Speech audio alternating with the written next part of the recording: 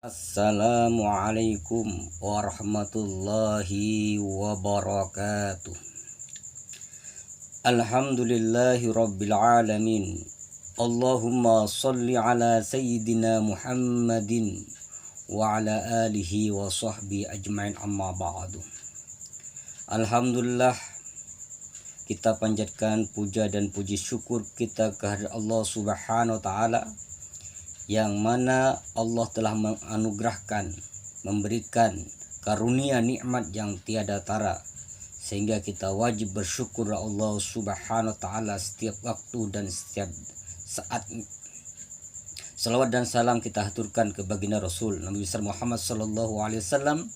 Mudah-mudahan kita semuanya menjadi umat setia sampai akhir hayat kita, dan mudah-mudahan kita mendapatkan syafaat yang agung dari baginda Rasul Nabi besar Muhammad sallallahu alaihi wasallam. Yang saya hormati para alim ulama, wabil khusus guru tercinta kita Dr. Tubagus Wahyudi atau yang kita kenal dengan Om Bagus, dan juga kepada Dr. Muhammad Mamduh Nurdin yang kita kenal sebagai Kak Mamduh. Alhamdulillah, beliau berdua serius dalam melatih kita, dalam membimbing kita, dalam mengajari kita. Alhamdulillah, kita bersyukur, ini nikmat besar bagi kita bisa bertemu, bisa diajari beliau berdua. Alhamdulillah, pada saat ini kita melihat banyak sekali terjadi jarimah, terjadi kriminalitas, terjadi kenakalan remaja, terjadi perbuatan-perbuatan amoral, perbuatan-perbuatan asusila, banyak sekali terjadi. Ini kita sadari, kita harus tahu bahwasanya memang Allah Subhanahu wa taala itu memberikan, menganugerahkan pada diri kita sebagaimana di dalam Quran Asy-Syams, fa'alhamaha fujuraha wa taqwaha, bahwasanya Allah mengilhamkan dalam diri manusia itu fujur, perbuatan jelek, dan watak dan ketakwaan.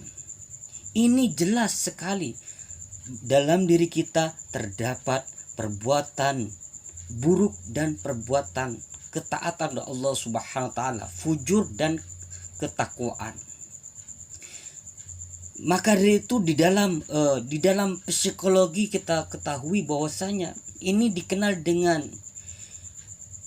disonansi. Bahwasanya dalam diri kita ada yang namanya disonansi. Disonansi itu adalah getaran yang timbul dalam diri kita. Apakah itu yang positif, apakah itu yang negatif, ada pada diri kita. Tugas kita adalah bagaimana yang positif kita kembangkan, yang positif kita angkat tinggi-tinggi, dan yang negatif, yang fujur, kita tahan, kita gencet, kita ikat sekuat tenaga. Bagaimana yang fujur, yang jelek ini tidak keluar dalam diri kita. Yang kita kenal bahwasanya disonansi dalam diri kita itu bagaimana kita bisa mengelola. Kalau di dalam bahasa agama itu adalah al-qalb, pergerakan qalb, hati itu dikenal dengan di dalam ilmu psikologi adalah disonansi. Itu adalah bisikan-bisikan, getaran-getaran sikap yang bagaimana itu ada yang positif dan negatif. Jika kita bisa, kalau yang positif kita yang menang, maka perbuatan kita menjadi perbuatan yang baik. Tetapi tatkala negatif yang muncul, yang angkat, maka akan mempengaruhi segala perbuatan kita. Para hadirin yang dimuliakan oleh Allah Subhanahu wa taala, maka kewajiban kita, tugas kita bagaimana melatih diri kita ini, membiasakan diri kita ini sebagaimana Rasulullah SAW, yang artinya bahwasanya setiap manusia itu dilahirkan dalam keadaan suci, maka tergantung kedua orang tuanya apakah dia mau anaknya itu dididik dalam keadaan Yahudi atau Nasrani atau Majusi. Artinya apa?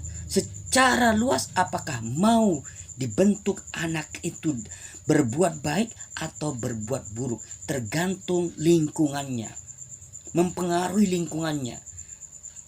Para hadirin yang dimuliakan oleh Allah Subhanahu wa taala, ini penting sekali. Di dalam kitab Ahlakul Banin, para ulama juga menyebutkan bahwasanya dalam mendidik anak itu bagaikan ibarat pohon.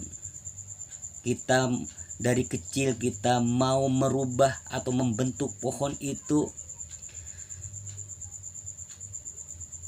mudah dan gampang dalam membentuknya tatkala kita diawali sejak kecil sampai dewasa, maka bentuk nanti akan menjadi pohon yang cantik. Begitupun sebaliknya, begitupun dengan manusia.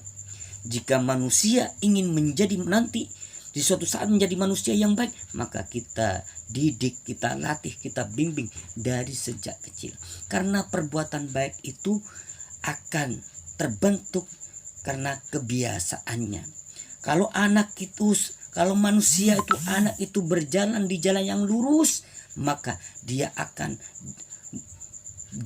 selalu berada di jalan yang lurus. Jika dilatih dalam keadaan ketaatan, maka dia akan menjadi anak yang taat.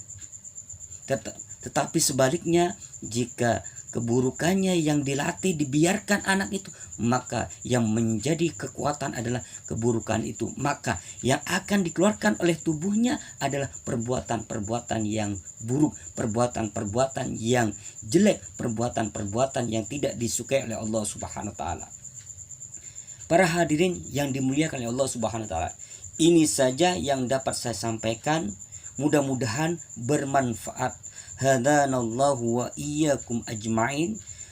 Kurang lebihnya mohon maaf. Wabillahi taufik wal hidayah. Wassalamualaikum warahmatullahi wabarakatuh.